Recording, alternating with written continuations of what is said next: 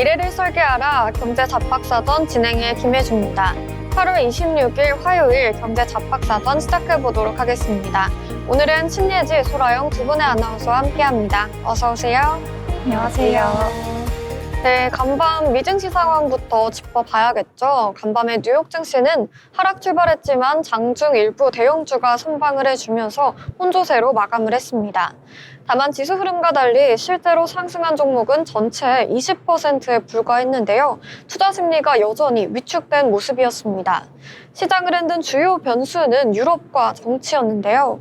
프랑스에서는 강도 높은 재정 긴축안을 추진한 바이로 총리가 신임 투표를 요청했지만 야당의 반발이 거세지면서 정부 붕괴 가능성이 커졌습니다.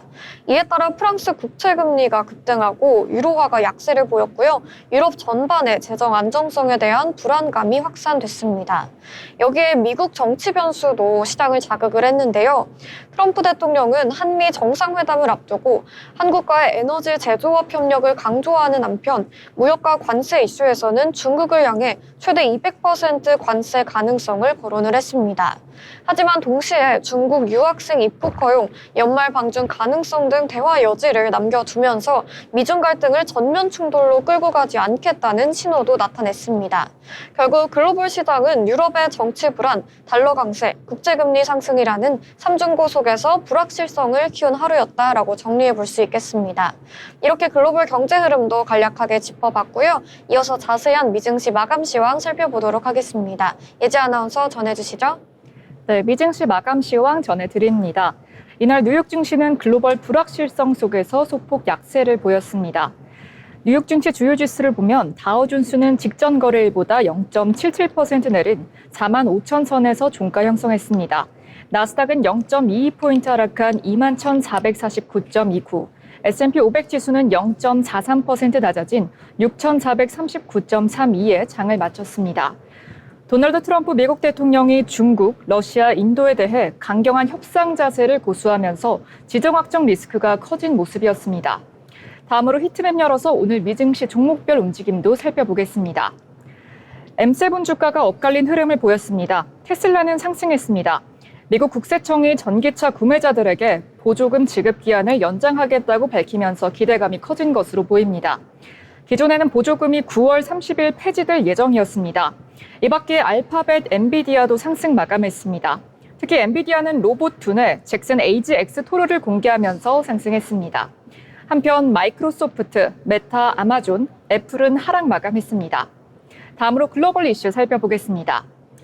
도널드 트럼프 미국 대통령이 25일 현지 시간 한미 양국의 지난달 큰 틀에서 원칙적으로 타결한 무역 합의를 그대로 유지하겠다는 입장을 밝혔습니다.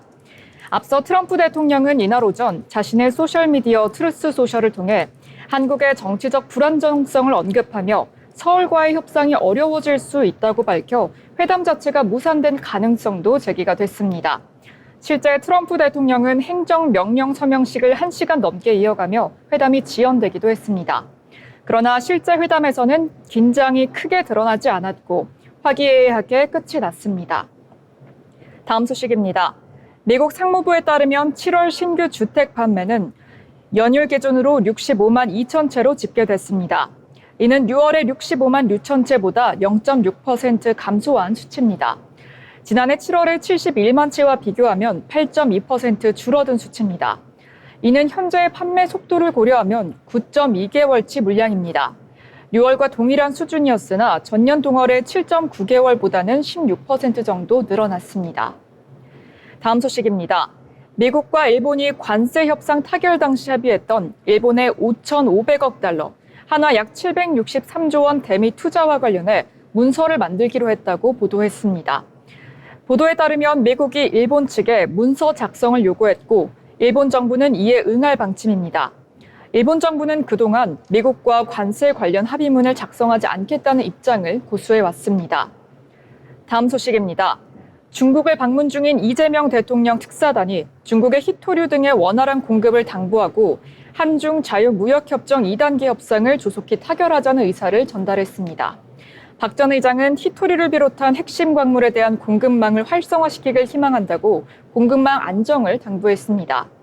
그는 지금 미국발 통상전쟁이 글로벌 통상 질서를 재편하고 있다며 양국이 협력의 모멘텀을 유지하고 긴밀한 소통을 통해 공동의 이익을 추구해 나가는 것이 더욱 중요한 시기라고 강조했습니다. 이어 양국 관계가 지금까지 수직적 관계였다면 이제는 수평적 관계가 될 것으로 생각한다며 때로는 경쟁하되 협력할 분야가 아주 많다고 생각한다고 당부했습니다. 네, 그럼 이어서 M7 종목별 이슈 살펴보겠습니다. 먼저 엔비디아 소식입니다. 인공지능 칩 선두주자 엔비디아가 최신 로보틱스 칩 모듈인 제슨 AGX 토르를 공개했습니다. 엔비디아는 이 칩을 로봇 두뇌라고 칭하면서 개발자용 패키지를 $3,449, 약 한화 486만 원에 판매한다고 현지 시간 25일 보도했습니다. 이를 통해 인간형 로봇의 필수적인 주변 세계를 해석할 수 있는 거대 언어 모델과 시각 모델을 포함한 생성형 AI 모델을 실행할 수 있다고 엔비디아는 강조했습니다. 다음 소식 아마존 소식입니다.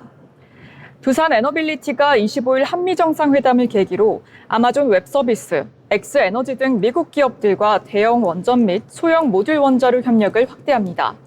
협약에 따라 4개사는 SMR, 설계, 건설, 운영 공급망 구축 투자 시장 확대 등에 협력하게 됐습니다. 특히 AWS가 약 7억 달러를 투자한 5기가와트 규모의 SMR 상용화 추진 과정에서 긴밀히 협력할 계획입니다. 다음 소식 테슬라 소식입니다. 테슬라가 25일 하락세를 보였지만 투자자들 사이에서는 여전히 반등에 대한 기대가 커지고 있다는 보도였습니다. 테슬라는 지난 6월 텍사스 오스틴에서 로보택시 서비스를 시작한 바가 있습니다. 현재 소수의 모델 Y가 엄선된 고객을 대상으로 제한된 구간에서 운영 중이며 원활한 운행을 위해 승객석에는 안전 모니터 직원이 탑승합니다. 일론 머스크 테슬라 CEO는 올해 말까지 미국 인구의 절반 이상을 커버하는 로보택시 서비스 확대를 목표로 하고 있습니다. 테슬라 다음 소식입니다. 일론 머스크 테슬라 최고 경영자 인공지능 스타트업인 xAI가 애플과 오픈AI를 상대로 반독점 소송을 진행했습니다. 두 회사가 경쟁사들을 방해하기 위해 반경쟁적 담합을 벌였다는 취지입니다. 머스크 CEO는 이달 초 X에 올린 글에서 애플을 상대로 반독점 소송을 내겠다는 뜻을 내비친 바 있었습니다. 그는 애플이 앱스토어에서 오픈AI를 제외한 다른 어떤 AI 업체도 1위에 오르지 못하도록 하고 있다며 명백하게 반독점법을 위반하고 있다고 주장한 바 있습니다. 네, 이렇게 M7 이슈 살펴봤는데요. 미증시 전반적으로 제롬 파월 연방준비제도 의장의 발언에 직전 거래일 주요 주가 지수가 1% 넘게 급등한 영향으로 이날 증시는 조정을 겪는 모습이었습니다. 파월은 인플레이션 고조에 대한 우려도 함께 언급했으나 시장은 파월이 고용 하방 위협에 더 비중을 두며 비둘기파적 입장을 내비쳤다고 해석했습니다. 이상 미증시 마감 시황이었습니다. 네, 미증시 마감 시황 전해주셨습니다. 간밤의 뉴욕 증시는 여러 불확실성 속에 혼조세로 마감하는 흐름이 나타났습니다. 오늘 우리 시장에 어떠한 영향을 미칠지 저희와 함께 체크해보시면 좋겠습니다. 이어서 저희는 기업에 대해 알아보려고 하는데요. 라영 아나운서, 오늘은 어떤 기업 준비하셨을까요? 네, 오늘은 국내 대표 건설사죠. 바로 현대건설 이야기를 해보도록 하겠습니다. 현대건설은 1947년 창립 이후 70년이 넘는 역사 동안 주택, 인프라, 플랜트, 도로, 교량 등 다양한 분야에서 국내외 건설을 선도해왔습니다. 특히 단순히 건물을 짓는 것이 아니라 사람과 기술, 환경을 모두 고려한 종합 인프라 기업으로 성장한 것이 바로 그 특징입니다. 최근에는 친환경, 스마트 건설, 모듈러 건축 등 미래형 건설 영역까지 진출하면서 글로벌 종합 인프라 기업으로 자리매김하고 있는데요. 오늘은 현대건설이 어떻게 국내외 시장에서 혁신을 이어가고 있는지 그 전략과 성과를 한번 살펴보도록 하겠습니다. 네, 현대건설의 대표 브랜드죠. 바로 힐스테이트인데요. 이 힐스테이트는 그저 아파트 이름이 아니라 프리미엄 주거 공간의 상징이 되었습니다. 최근 5년간 서울, 수도권, 지방 주요 도시에서 꾸준하게 공급이 되면서 주택시장에서 안정적인 점유율을 확보했습니다.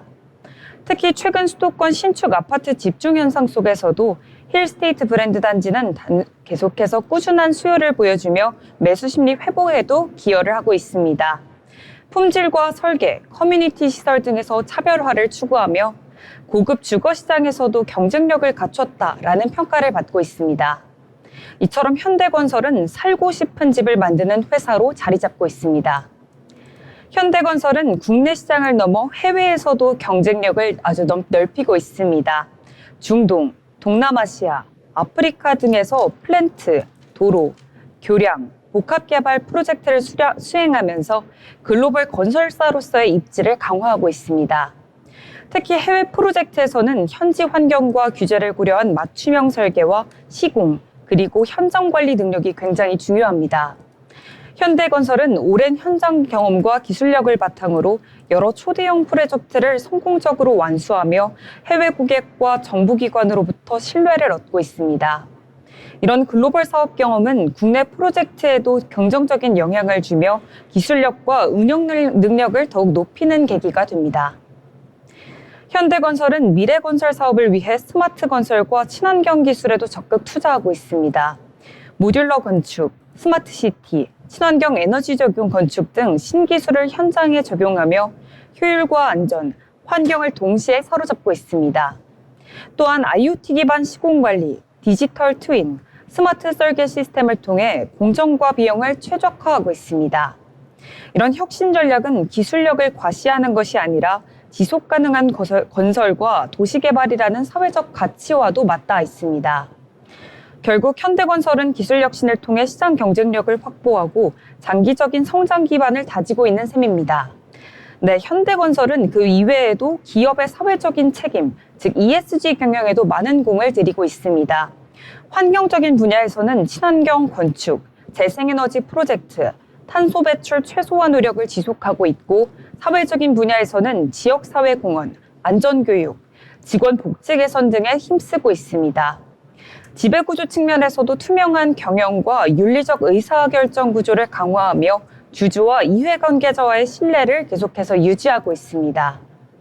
이처럼 현대건설은 단순한 이런 건설사에서 벗어나 사회와 환경을 생각하는 글로벌적인 기업으로 발전해 나가고 있습니다. 현대건설도 어려움이 없었던 것은 아닙니다. 원자재 가격 상승, 글로벌 경기 둔화, 경쟁사와의 치열한 경쟁 등 다양한 도전에 직면했습니다.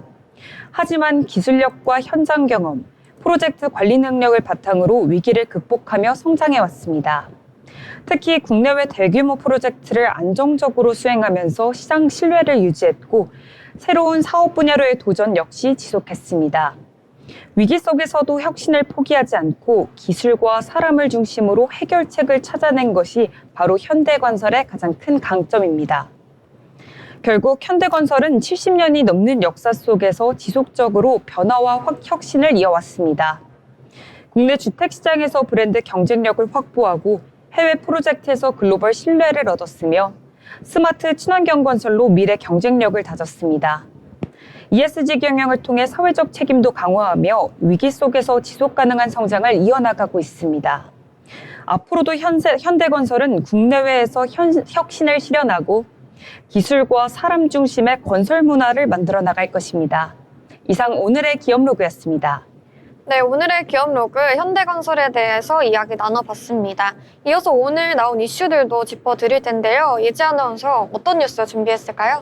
네, 오늘장 경제 이슈를 전달해드리는 뉴스 브리핑 시간입니다. 먼저 세제 개편안 관련 헤드라인입니다. 양도세 대주주 기준이 변경됐습니다. 양도세 대주주 기준 변경 내용이 제외된 세제 개편안이 확정됐습니다. 정부는 투자자 반발 여론이 거센 양도세 대주주 기준 10억 원으로 인하안을 심사숙고하고 있습니다. 여당에서도 현행 50억 원으로 유지하자는 취지의 의견을 정부에 전달하면서 기대감을 키우고 있지만 불확실성이 남아 시장에 부담을 줄 것으로 보입니다. 정부는 26일 오전 정부 서울청사에서 국무회의를 열고 2025년 세제 개편안을 의결했습니다. 개편안에는 배당소득 분리과세, 증권거래세율 환원 등이 담겼습니다. 배당소득 분리과세란 주식 배당으로 번 돈을 다른 소득과 합치지 않고 따로 떼어낸 뒤 세금을 매기는 방식입니다. 순이익의 40% 이상을 배당했거나 25% 수준이라도 직전 3년 평균에 비해 5% 이상 배당이 늘었다면 배당소득 분리과세 대상이 됩니다. 시장 내 뜨거운 감자였던 양도세 대주주 기준 변경은 제외됐습니다. 정부는 지난달 31일 발표한 세제 개편안을 통해 윤석열 정부에서 50억 원으로 올렸던 주식 양도소득세 관련 대주주 기준을 10억 원으로 다시 낮추는 내용을 담았습니다. 시장에서는 연말 양도세 회피 물량 속출에 따른 급락장을 우려하는 목소리가 나오고 있습니다. 투자자들이 연말 대주주 지정을 회피하기 위해 12월 순매도세를 나타내는 경향이 반복되기 때문입니다. 배당소득 분리과세 최고세율 35%가 예상인 25%보다 높은 점도 실망을 키웠지만 양도세 기준 변경은 특히 투자자 반발을 산 대목이었습니다. 다음 소식 한미 정상회담 관련 뉴스입니다. 미국 백악관에서 현지 시간 25일 열린 이재명 대통령과 도널드 트럼프 미국 대통령의 한미 정상회담이 끝났습니다. 한미 정상회담 내용이 한국 증시에 미칠 영향에 대해 증권가는 우려보다 기대를 강조했습니다. 관세 협상도 그대로 유지되고 조선 에너지 등 산업협력에 대한 기대감을 높였기 때문입니다. 박상영 IM증권 연구원은 우려보다는 무난히 정상회담이 종료된 만큼 한미 간 통상 및 안보 이슈 등이 당장 한국 경제와 금융시장에 또 다른 악재로 작용하지 않을 것이라고 말했습니다. 이어 한미 정상회담이 끝나면서 이제는 불확실성보다 펀더멘털에 대한 시장의 관심이 높아질 것으로 예상한다며 9월 연방공개시장위원회 FOMC까지 미 연준의 금리 인하 여부 및 금리 인하폭을 둘러싼 미국 경기 펀더멘털 이슈가 금융시장의 주된 관심사가 될 수 있을 것이라고 강조했습니다. 다음 뉴스 웨어로봇 로봇 관련 기사입니다. 최근 글로벌 산업 현장에서 현재 로봇 도입의 흐름이 휴머노이드보다는 웨어로블 로봇 쪽으로 빠르게 기울고 있습니다. 비용과 안전성, 그리고 현장 적합성 측면에서 즉각적인 활용이 가능한 웨어러블 로봇이 기업들의 선택을 받고 있기 때문입니다. 업계는 산업 로봇화의 발전 단계를 단순 노동 대체, 웨어러블 로봇 확산, 웨어러블 휴머노이드 공존으로 보고 있습니다. 당장은 웨어러블 로봇이 가장 빠르게 현장에 자리 잡고 이후 휴머노이드가 제한된 공정에 시범적으로 투입되며 장기적으로는 그 기술이 보완적 관계를 이루면서 산업의 유연성을 높일 것이라는 전망입니다. 최근 한국 산업계에 큰 영향을 미친 노란봉투법은 기업 입장에서 파업, 노동시간 조정 등으로 인한 생산 차질 리스크가 커질 수 있다는 우려가 나오고 있습니다. 이에 웨어러블 로봇은 이러한 리스크를 보완할 수 있는 대안으로도 떠오르고 있는 것입니다. 기존 인력을 대체하지 않으면서도 생산성을 높일 수 있어 노동 환경 변화와 제도적 리스크를 완충하는 전략적 해법으로 주목받고 있습니다. 업계 한 관계자는 역설적으로 웨어러블 로봇이 지금보다 더 큰 기능 향상 시 노동자들의 요구사항으로 웨어러블 로봇 도입이 될 수도 있다는 전망까지 나오고 있다고 전했습니다. 다음 소식 알래스카 LNG 개발 협력 관련 뉴스입니다. 한미 정상회담에서 알래스카 액화 천연가스 LNG 개발 협력이 언급되면서 간간주가 일제히 강세를 보였습니다. 전날 한미 정상회담에서 도널드 트럼프 미국 대통령은 한국은 석유, 석탄, 가스 등 많은 에너지를 보유하고 있으며 한국도 이를 필요할 것이라고 말했습니다. 특히 알래스카 LNG 프로젝트와 관련해선 알래스카 가스전에 대해 한국과 합작 회사를 추진하려 한다. 우리는 일본, 한국과 함께할 것이라고 말했습니다. 알래스카 LNG 프로젝트는 알래스카 북부 가스전에서 채굴한 LNG를 약 1,300km 길이의 가스관을 통해 알래스카 남부 앵커리지 인근으로 운송한 뒤 아시아 등지로 수출하는 사업입니다. 이 과정에서 강관, 운송선 등 인프라가 필수적인 만큼 관련 종목들이 수혜를 입을 것이란 기대감이 주가에 반영된 것으로 풀이됩니다. 앞서 한국 정부는 지난달 30일 타결된 관세 협상에서 미국으로부터 1,000억 달러 규모의 LNG 등 에너지 제품을 구매하기로 합의한 바 있습니다. 지금까지 뉴스 브리핑 전해드렸습니다. 네, 뉴스 브리핑 전해주셨습니다. 저희와 함께 오늘 나온 이슈들 하나하나 짚어보시면서 투자에 참고해보시면 좋겠습니다. 미래를 설계하라 그 해답을 경제 잡학사전에서 찾으실 수 있습니다. 아울러 본 방송에서 제공하는 정보는 투자 판단에 대한 조언일 뿐 해당 종목의 가치, 상승 또는 하락을 보장하지 않습니다.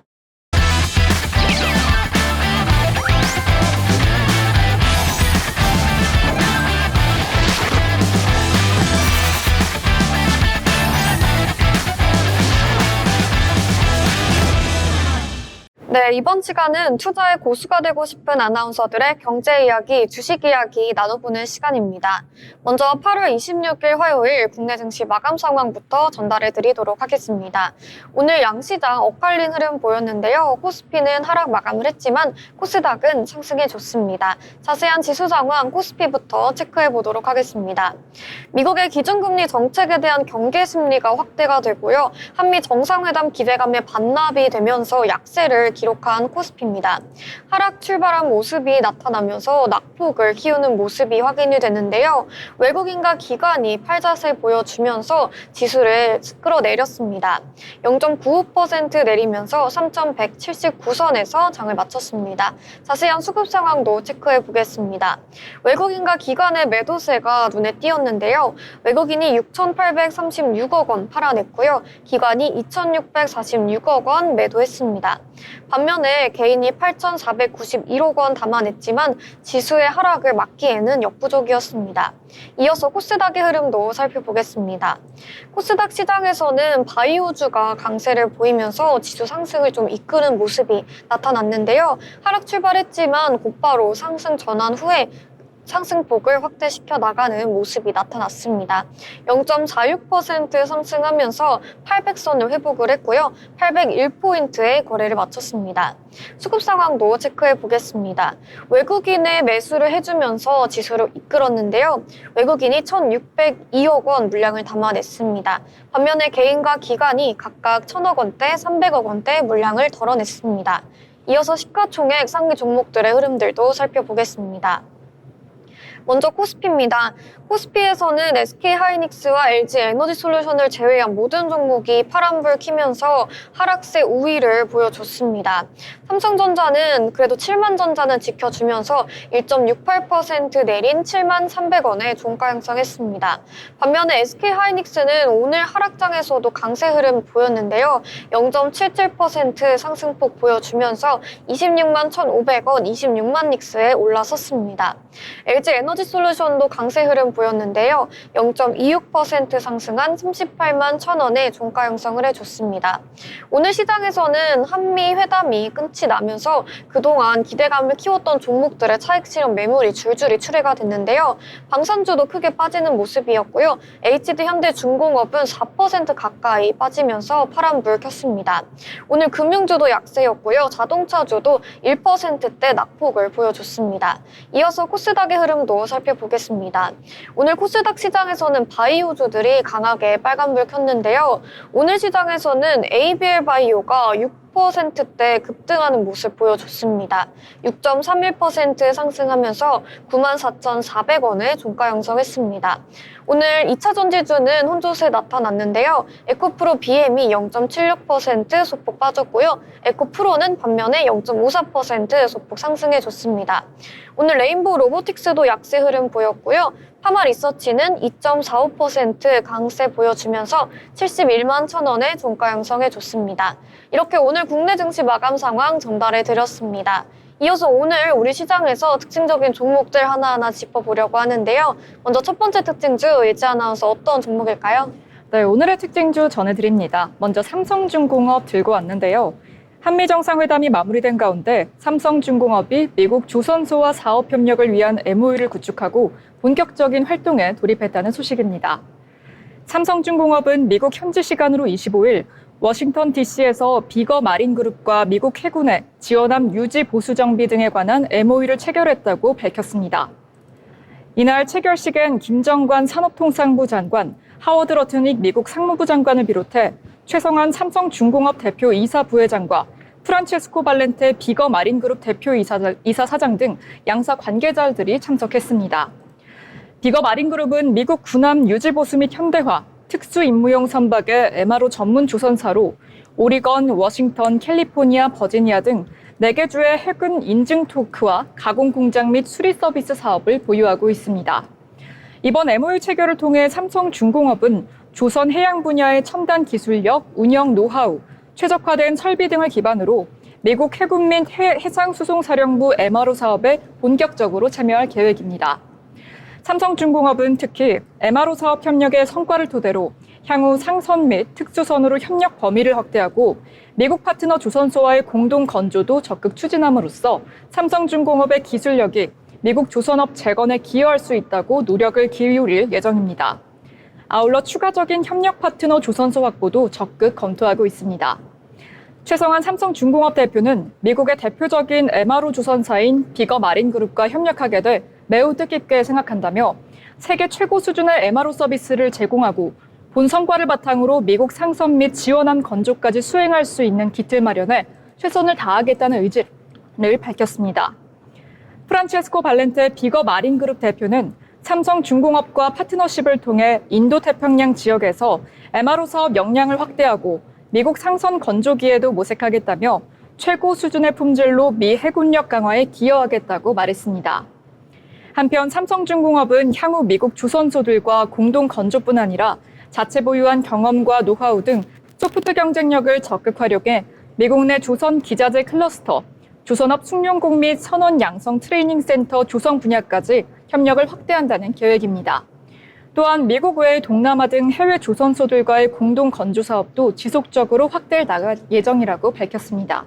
이러한 소식에 삼성중공업의 차트 한번 보시겠습니다. 삼성중공업은 5거래일 연속 상승세를 보여주고 있습니다.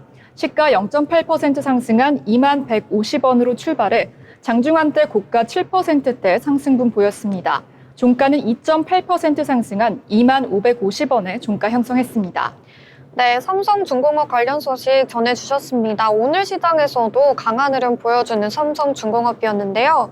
삼성중공업이 개발한 마스가라는 차세대 돛 기술을 앞세워서 미국 해군의 MRO, 그러니까 정비, 수리, 운영 사업에 진출할 가능성이 열렸습니다.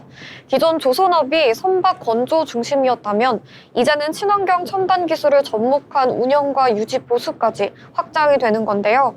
이게 글로벌 방산 조선업계에서 새로운 먹거리로 주목을 받고 있습니다.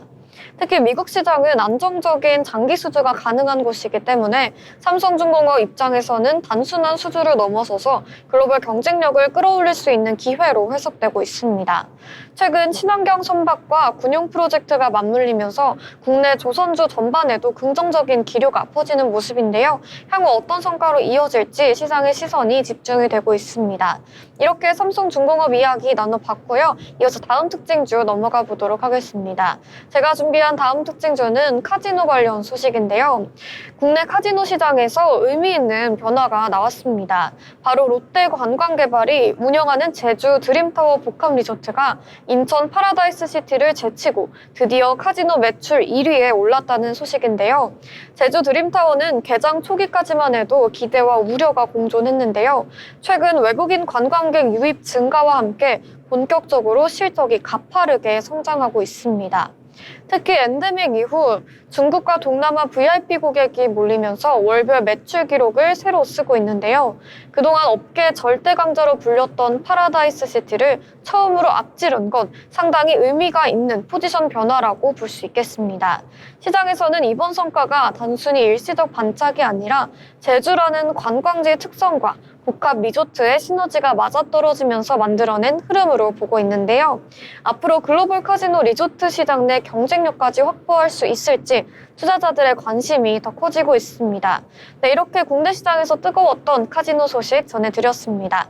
이어서 다음 특징주 넘어가 보겠는데요. 예지 아나운서 어떤 종목일까요? 네, 다음 특징주는 로봇 관련 종목인데요. 바로 레인보우 로보틱스입니다.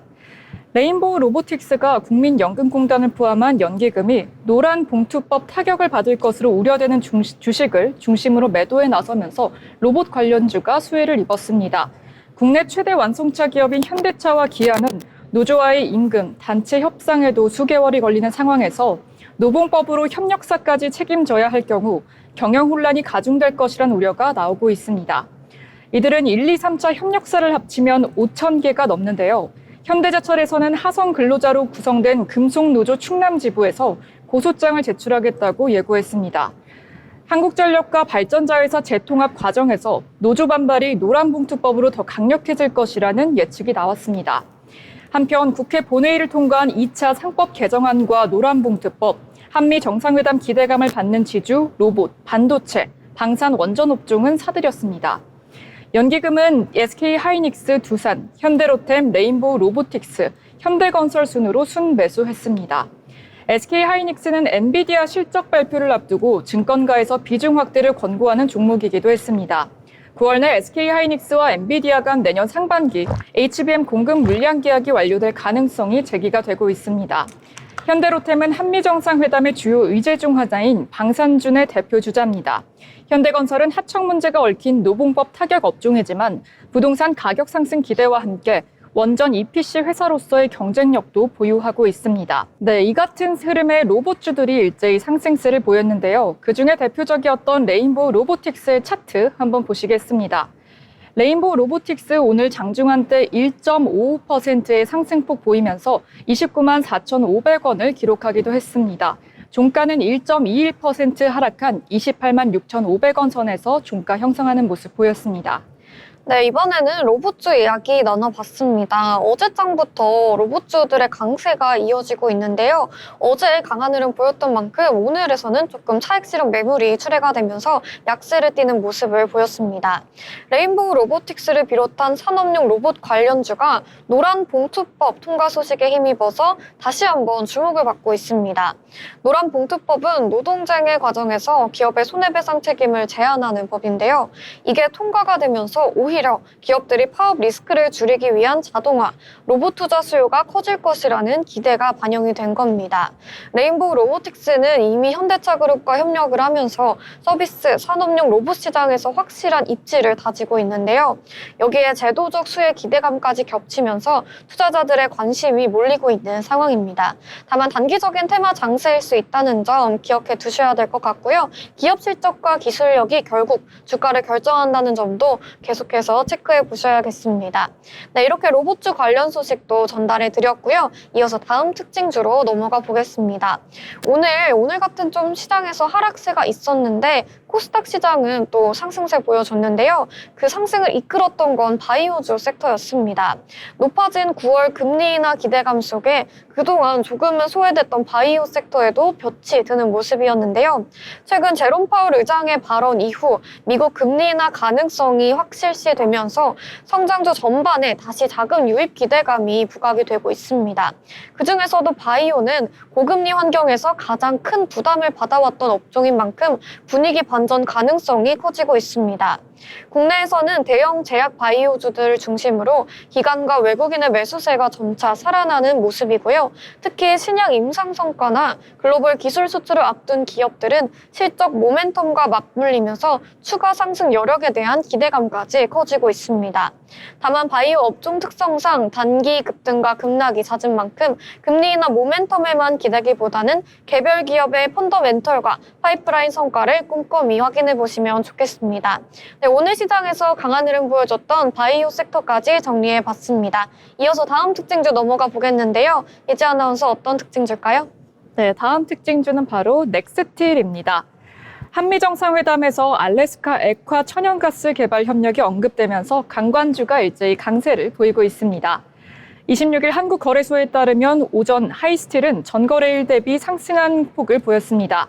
같은 시간 관광 관련 종목인 넥스틸, 이렘 휴스틸, 세아제강 등도 동반 상승세를 보였습니다. 전날 한미정상회담에서 도널드 트럼프 미국 대통령은 미국은 석탄, 석유, 가스 등 많은 에너지를 보유하고 있으며 한국도 이를 필요로 할 것이라고 밝혔습니다. 특히 알래스카 LNG 프로젝트와 관련해선 알래스카 가스전에 대해 한국과 합작회사를 추진하려 한다. 우리는 일본, 한국과 함께할 것이라고 말했습니다. 알래스카 LNG 프로젝트는 알래스카 북부 가스전에서 채굴한 LNG를 약 1,300km 길이의 가스관을 통해 알래스카 남부 앵커리지 인근으로 운송한 뒤 아시아 등으로 수출하는 사업입니다. 이 과정에서 강관, 운송선 등 인프라가 필수적인 만큼 관련 종목들이 수혜를 입을 것이란 기대감이 주가에 반영된 것으로 풀이가 됩니다. 앞서 한국 정부는 지난달 30일 타결된 관세 협상에서 미국으로부터 1,000억 달러 규모의 LNG 등 에너지 제품을 구매하기로 합의한 바 있습니다. 이러한 호재 소식에 넥스틸의 차트 한번 보시겠습니다. 오늘 넥스틸은 시가 5.46% 상승한 14,110원에서 출발했습니다. 장중한 때 13.9%의 상승폭 보여주며 15,240원에 고가 형성했습니다. 종가는 2.69% 상승한 13,740원으로 종가 형성했습니다. 네, 넥스틸 소식까지 전해주셨습니다. 넥스틸을 포함한 강관주들 오늘장에서 좀 강세를 보였는데요. 배경에는 도널드 트럼프 대통령의 발언이 있었습니다. 최근 트럼프 대통령이 알래스카 가스 개발 의지를 언급을 하면서 미국 내 에너지 인프라 확대 기대감이 커졌는데요. 강관은 가스와 원유 수송의 필수적인 자재인 만큼 미국이 본격적으로 자원 개발의 속도를 낼 경우 직접적인 수혜가 기대가 되는 업종입니다. 넥스틸은 이미 미국 시장에 파이프를 공급하고 있는 주요 업체로 꼽히는데요. 덕분에 정책 이슈와 맞물려서 단숨에 주가가 반응하는 모습이 나타났습니다. 다만 대선과 정책 변수가 좀 크기 때문에 단기 모멘텀 외에 실제 발주 흐름까지 이어질지 지켜보는 게 중요하겠습니다. 한편 오늘 한미 정상회담에서 트럼프 대통령이 이재명 대통령의 팬을 칭찬하기도 했는데요. 그 칭찬에 모나미가 30% 가까이 급등하는 이슈도 있었습니다. 네, 저희와 함께 여러 가지 특징주 정리해봤는데요. 하나하나 살펴보시면서 투자에 참고해보시면 좋겠습니다. 이어서 저희는 인물에 대해 알아보려고 합니다. 나영 아나운서 어떤 인물 준비했을까요? 네, 오늘은 국내 건설업계를 대표하는 현대건설, 그 중심에 있는 윤영준 대표 이야기를 해볼까 합니다. 윤 대표는 단순히 회사를 관리하는 CEO가 아니라 현장 경험을 바탕으로 직접 전략을 세우고 해외 프로젝트까지 진두지휘하는 리더입니다. 불과 10여 년 전만 해도 현대건설은 국내 주택과 일부 해외 프로젝트에만 집중하던 회사였는데 윤 대표의 지휘 아래 글로벌 인프라와 친환경, 스마트 건설까지 영역을 확장했습니다. 오늘은 그가 현장 소장에서 시작해 국내외 초대형 프로젝트를 성공으로 이끌고 현대건설을 글로벌 종합 인프라 기업으로 키운 과정까지 함께 살펴보시도록 하겠습니다. 윤영준 대표는 1980년대 후반 현대건설에 입사하면서 현장 경험을 쌓기 시작했습니다. 처음 맡은 일은 먼지와 소음이 가득한 공사 현장에서 철근과 콘크리트를 확인하고 도면과 공적 계획을 점검하는 일이었죠. 많은 관리직이 책상에서 계획만 세우는 동안 그는 직접 현장에 뛰어들며 문제를 발견하고 그리고 또 해결책을 찾아냈습니다. 이런 경험은 나중에 글로벌 프로젝트를 수행할 때 굉장히 큰 자산이 되었고 단순히 관리만 잘하는 CEO가 아니라 현장을 잘 아는 CEO로 자리매김하게 되었습니다. 현장 소장의 눈으로 전체 프로젝트를 바라보면서 사람과 기술, 안전과 일정 모드를 조율하는 능력을 쌓게 된 것이죠. 네, 윤 대표는 해외 초대형 공사를 맡으며 이름을 알리기 시작했습니다. 중동과 동남아 등에서 공정 지연, 원자재 가격 폭등, 정치적 불안정 등 수많은 문제를 마주했지만 그는 현장 중심의 문제 해결 능력으로 모든 난관을 돌파해 나갔습니다. 단순히 일을 끝내는 것이 아니라 팀과 함께 전략적으로 문제를 분석하고 해결하며 프로젝트를 완수해 나간 것이죠. 덕분에 현대건설은 해외에서도 신뢰를 얻었고 윤 대표는 글로벌 건설 전문가로 자리매김할 수 있었습니다. 또한 이러한 경험은 국내 프로젝트에도 큰 도움이 되어 고난도 재건축과 재개발 사업에서도 안정적인 성과를 낼 수 있었죠. 2021년 윤영준 대표는 현대건설의 최고 경영자가 되었습니다. 그가 현장에서 쌓은 경험은 회사 전체 전략에 그대로 녹아들었고 그의 비전은 글로벌 경쟁력 강화와 기술 혁신에 집중되었습니다. 스마트 건설, 그리고 친환경 에너지, 도시개발 등 새로운 영역에 과감하게 도전하면서 현대건설을 종합 인프라 기업으로 성장시키겠다는 목표를 세웠습니다. 현장 경험과 전략적 사고가 결합된 그의 리더십은 직원들에게 신뢰와 동시에 동기부여를 제공하면서 조직 전체가 한 방향으로 움직일 수 있는 원동력이 되고 있습니다. 윤 대표가 이끄는 현대건설은 친환경 플랜트, 스마트 시티, 모듈러 건축 등 미래 산업에도 적극적으로 투자하고 있습니다. 주택 브랜드 힐스테이트는 국내 시장에서 안정적인 성과를 내고 있고 그리고 해외 도시 개발 프로젝트에서도 꾸준히 성과를 기록하고 있는 중입니다. 원자재 가격 상승 그리고 경기 둔화 등 이러한 어려움 속에서도 그는 조직과 전략을 흔들림 없이 다잡으며 대응해 나가고 있습니다. 이를 통해 현대건설은 국내외에서 꾸준히 신뢰받는 기업으로 성장할 수 있었고 직원들에게도 지속적인 학습과 도전을 장려하는 문화가 만들어졌습니다. 윤 대표는 건설은 결국 사람이 한다. 그리고 기술과 자본도 결국 사람이 만드는 것이라고 말합니다. 그래서 그는 현장 직원들과 계속해서 소통하며 구성원의 역량과 헌신이 최고의 성과를 만들어낸다고 믿습니다. 그의 리더십은 단순한 지시가 아니라 실제 문제를 함께 고민하고 해결하는 방식입니다. 현장 경험에서 쌓은 실질적인 통찰력과 전략적인 사고를 바탕으로 현대건설은 국내외 프로젝트 수행에서도 팀워크를 최대한 활용하며 안정적인 성과를 내고 있습니다. 또한 윤 대표는 직원들의 의견과 현장 상황을 반영한 의사결정으로 회사 전체의 효율성을 높이고 있습니다. 이렇게 윤영준 대표는 현장 소장에서 시작해 글로벌 건설사의 수장으로 성장했습니다. 작은 현장 경험이 어떻게 세계 무대에서의 리더십으로 이어질 수 있는지를 보여주는 사례라고 볼 수 있을 것 같습니다. 끊임없이 배우고 도전하며 집요하게 실행하는 그의 자세 덕분에 현대건설은 국내외에서 신뢰받는 기업으로 자리 잡았습니다. 윤 대표와 현대건설의 도전은 지금도 계속되고 있으며 앞으로도 계속해서 혁신과 성장을 이어갈 것입니다. 이상 오늘의 인물로그였습니다. 네, 오늘 인물에 대해 알아보는 흥미로운 시간, 윤영준 대표에 대해서 알아봤습니다. 이어서 투자에 도움이 될 만한 리포트 전해드리겠는데요. 예지 아나운서, 어떤 리포트일까요? 네, 시장 흐름과 산업을 분석하는 투자 리포트 시간입니다. 오늘의 브리핑은 교보증권 리서치센터에서 작성한 주택시장 업데이트, 대출 규제, 산재 강화, 공급 대책이라는 제목의 리포트를 설명드리겠습니다. 제목에서 알 수 있듯이 최근 건설업의 주가를 짓눌렀던 주요 악재들이 모두 담겨 있습니다. 그러나 이 리포트의 결론은 반전입니다. 이슈로 인한 조정은 오히려 절호의 매수 기회라는 강력한 메시지를 던지고 있기 때문입니다. 대출 규제가 시장에 던진 즉각적인 충격과 그 실체에 대해서 알아보겠습니다. 지난 6월 28일 정부의 강력한 대출 규제 발표는 시장의 패닉 버튼을 누른 것 같았습니다. 이 발표 이후 시장 참여자들의 심리는 급격히 위축됐고 그 결과는 숫자로 여실히 드러났습니다. 리포트에 따르면 6월에 12,000건대였던 서울 아파트 거래량이 불과 2달 만에 8월에는 1,189건으로 무려 90% 가까이 급감했습니다. 이 수치는 단순히 거래가 줄었다는 의미를 넘어섭니다. 시장 참여자들이 관망을 넘어 정지 상태에 들어갔다는 강력한 신호기 때문입니다. 그러나 여기서 중요한 것은 가격입니다. 거래량은 급감했지만 서울 아파트 매매 가격은 하락이 아닌 상승 둔화에 그쳤습니다. 서울 아파트 매매 가격이 빠르게 달리던 자동차가 급브레이크를 밟은 것처럼 속도가 확 줄긴 했지만 여전히 앞으로 나아가고 있었다는 것입니다.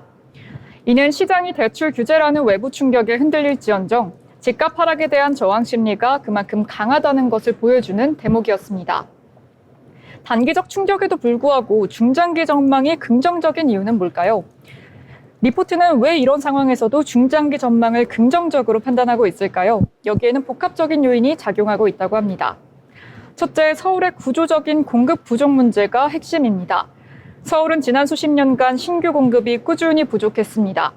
기존 도심의 용적률은 이미 포화 상태고 재개발, 재건축은 복잡한 절차와 이해관계로 인해 속도를 내기가 어려웠습니다. 여기에 강남을 중심으로 한 높은 주택 구매 수요는 끊임없이 존재하고 있습니다. 대출 규제는 단기적으로 이 수요를 잠시 묶어둘 수는 있지만 이 구조적인 불균형을 해결해주지는 못합니다.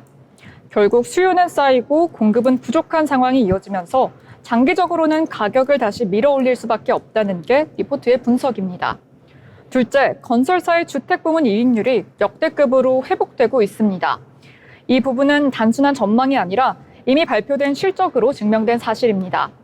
원자재 가격이 정점을 찍고 안정화된 시점에 건설사들은 자재를 미리 확보했습니다. 그동안 정부의 규제에 묶여있던 분양가도 이제는 주변 시세를 반영한 현실적인 수준으로 책정되고 있다고 합니다. 덕분에 건설사들의 분양 수익성이 크게 개선됐고 이 추세는 하반기뿐 아니라 내년까지 이어질 것으로 예상합니다. 대출 규제가 오히려 기회가 될 수 있는 시장들이 있습니다. 대출 규제가 모든 주택 시장에 똑같은 영향을 주진 않습니다. 리포트는 특히 분양시장과 도시 정비 사업을 주목했습니다. 먼저 분양시장입니다. 서울은 분양가에 따라 수요층이 극명하게 나뉘는 특성이 있습니다. 분양가 16억 원 이상인 1급지는 대출 없이 집을 살 수 있는 현금 보유자들이 주로 수요를 채웁니다. 이들에게는 대출 규제가 의미 없는 이슈입니다. 반면 분양가 9.2억 원 수준의 4급지는 주택담보대출 6억 원을 활용하는 실수요자들이 많아서 분양 진행이 상대적으로 원활할 것으로 예상됩니다. 결국 대출 규제는 2, 3급지처럼 애매한 가격대의 지역에만 영향을 주고 양극단의 시장에는 제한적인 영향을 미친다는 분석입니다. 다음은 도시정비사업, 즉 재개발, 재건축 시장입니다. 오히려 이 시장에서는 대형 건설사들의 경쟁력이 더 부과될 수 있습니다. 대출 규제로 인해 조합원들의 이주비 마련이 어려워지면 건설사들이 직접 자금 지원에 나서게 됩니다. 리포트에서도 삼성물산이 한남 4구역 재개발 수주전에서 가구당 최저 12억 원의 이주비를 제시한 사례를 들고 있습니다. 이는 규제가 오히려 자금력을 갖춘 대형 건설사들이 중소형 건설사와의 격차를 벌릴 수 있는 기회가 될 수 있음을 보여주고 있습니다. 그렇다면 노란봉투법과 중대재해법은 새로운 리스크일까요? 리포트에서는 두 가지 관점을 제시합니다. 첫 번째는 법규 강화를 하면 건설사의 비용 폭탄이 될 것인가요? 라는 의문입니다. 최근 건설업을 옥죄는 또 다른 이슈로 노란봉투법과 중대재해처벌법 강화 이슈가 있었습니다. 이 두 법안은 언뜻 보면 건설사의 비용 부담을 크게 늘릴 것처럼 보입니다. 그러나 이 리포트는 이 역시 제한적인 영향에 그칠 것으로 판단하고 있습니다. 다음으로는 눈에 보이지 않는 진짜 위험은 평판 리스크와 공공 입찰 제한 부문입니다. 우리가 정말로 주목해야 할 리스크는 따로 있는데 바로 평판 리스크라고 합니다. 중대재해가 발생하면 단순히 벌금이나 처벌로 끝나는 것이 아니라 기업의 사회적 이미지가 실추되는 부분이 있기 때문입니다. 리포트가 최종적으로 강조하는 것은 결국 정부의 공급 정책이 주택시장 안정에 가장 중요한 열쇠라는 점입니다. 리포트에서도 언급했듯이 LA 투자는 어떻게 해야 되는지에 대해서 살펴보겠습니다. 오늘의 브리핑 내용을 총정리하자면 건설업을 짓눌렀던 대출 규제와 산업재해 법규 강화 이슈가 사실은 단기적인 충격에 그칠 가능성이 크다는 것을 확인했습니다. 동시에 건설사들의 이익률 회복세는 견고하고 정부의 공급 정책에 대한 기대감도 여전히 유효하다는 것을 알게 되었습니다. 리포트는 바로 이 지점을 주목하고 있습니다. 현재의 조정 구간은 본질적인 기업의 가치와는 무관하게 심리적인 요인으로 발생한 것으로 오히려 저렴한 가격에 매수할 수 있는 기회가 된다는 것입니다. 투자를 하실 때 딱 한 가지를 기억해야 한다고 제시하고 있습니다. 바로 정부의 공급 대책이 구체적으로 얼마나 실행되는지를 꾸준히 지켜보는 점입니다. 이 정책이 말로만 그치지 않고 실제 결과로 이어질 때 건설업 주택 부문에 대한 긍정적인 영향이 가시화될 수 있을 것입니다. 오늘 브리핑이 투자 판단에 도움이 되셨길 바라며 지금까지 투자 리포트 전해드렸습니다. 네, 리포트 브리핑 전해주셨습니다. 오늘 우리 시장 미 국채금 기준금리 정책에 대한 경계 심리가 좀 확대가 되고요. 한미 정상회담의 기대감에 반납이 되면서 오늘은 좀 쉬어가는 모습이 나타났습니다. 이번 주에 엔비디아의 실적 발표도 있고요. PC 발표를 앞두고 경계 심리가 확산되는 모습이었습니다. 내일도 어떤 흐름 이어질지 저희와 함께 체크해보시면 좋겠습니다. 아울러 본 방송에서 제공하는 정보는 투자 판단에 대한 조언일 뿐 해당 종목의 가치, 상승 또는 하락을 보장하지 않습니다.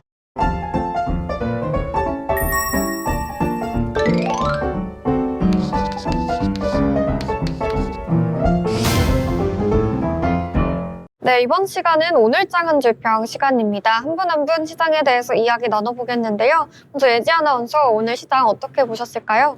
네, 오늘은 아쉽게도 조금 혼조세와 약세 흐름이 있었지만요. 연준의 완화 기대가 투심을 다소 누그러뜨리며 분위기는 가벼워질 것 같습니다. 앞으로도 연준의 결정에 주목해 보시면 좋을 것 같습니다. 네, 맞습니다. 연준의 결정이 조금 주목을 받아야 할 것 같고요. 이어서 라이브 아나운서 이야기도 들어보겠습니다. 네, 오늘 코스피는 미국 증시를 따라가면서 힘을 못 쓰고 하락 마감했죠. 대신 코스닥은 기술주들 덕분에 오히려 살짝 웃었습니다. 오늘 시장 대기업은 주춤했지만 중소형주 쪽은 분위기가 나쁘지 않았다. 이렇게 정리할 수 있을 것 같습니다. 네, 오늘 우리 시장 코스피는 하락을 했지만 코스닥은 살짝 웃는 모습이었습니다.